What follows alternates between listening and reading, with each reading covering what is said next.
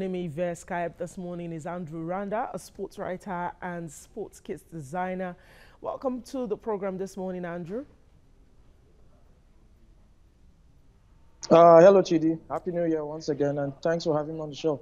Happy New Year to you. Now, the EPL continues, of course, with fixtures today, but let's focus on Paul Pogba and Manchester United. We'll see a different Paul Pogba from the guy who barely got game time under Jose. Is his newfound form due to the confidence of the new coach, or a case of a player who just did not want to play for a certain manager?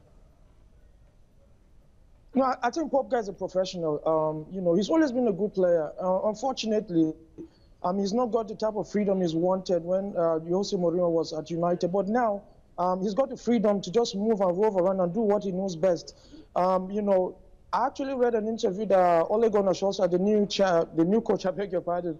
He said, look, you have to play to a player's attributes. You have to play to a player's strength. And that's exactly what he's done with Pogba. He's moved him a little bit, off to the upper third. He can now, express himself as much as he can. He's been given a license to drill. And, 4 goals in 3 games just is a testament to what Ole Gunnar is doing. And again, we also have to give credit to Gunnar Solskjaer, because man management is very important. The player needs to know that the coach is loyal to him, and the coach will also need to know that the player is loyal to him. So if you can bring these two indices together, it can only get better for the player, for the manager, and for the team.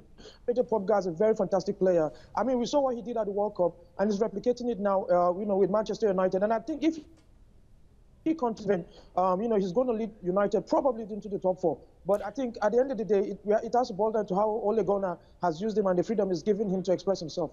No, does this now mean that a manager with all of Jose Mourinho's experience could not get the best out of these United players? Because just 3 matches after he was sacked, United are 3 points away from the top 5. They're sitting 6th on the table and looking very good to get into the top 4.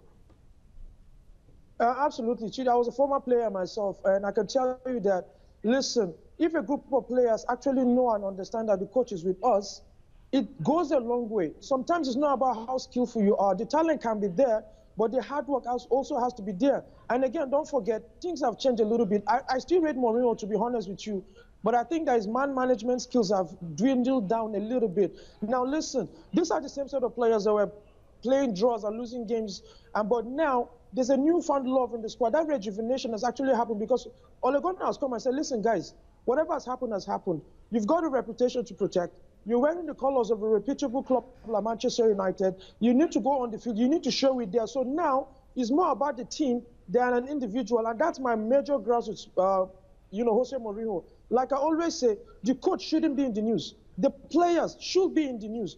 But most of the times when he goes for his press conference, he usually throws his players under the bus.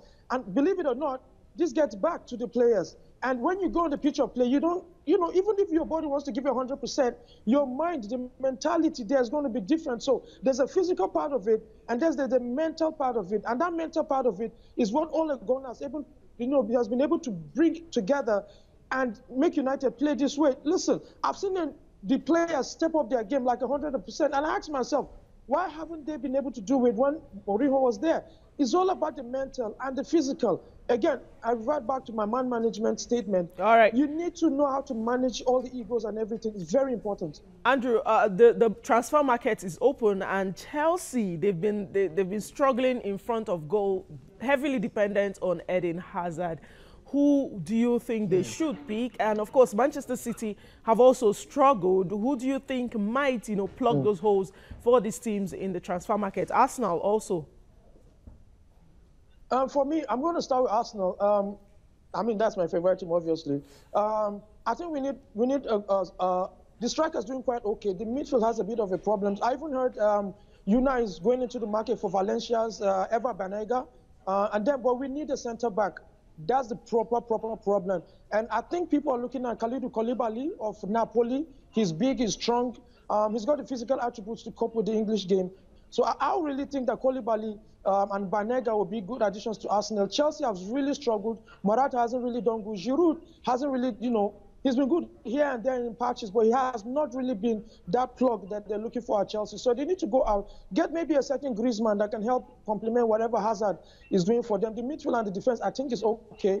They've got a lot of experience in the centre-back areas. Cahill, David Luiz, Rudiger too. So the defense isn't much of a problem. They need someone that can be a little bit creative in the midfield, and then a proper, and I mean a proper number 9.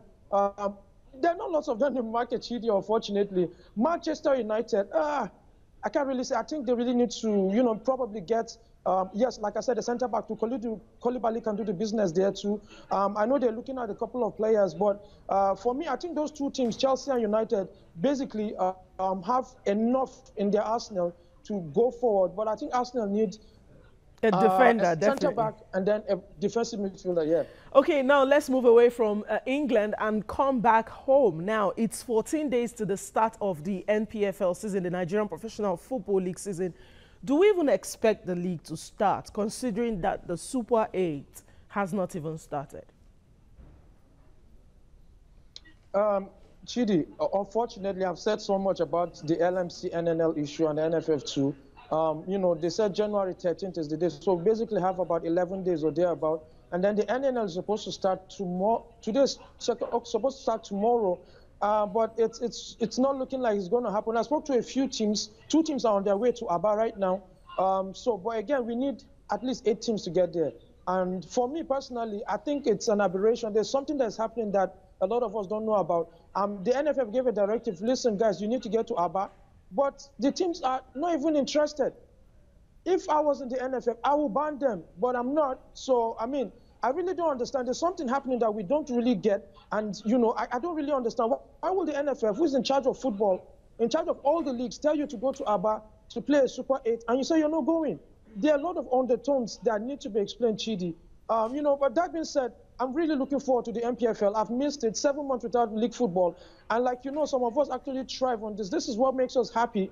Apart from that, it's our job, it's our passion too, you know what I mean? But again, teams have been preparing. Plateau United are preparing, Wiki Torres are preparing. Eyimba too, they've got a couple of players they brought in.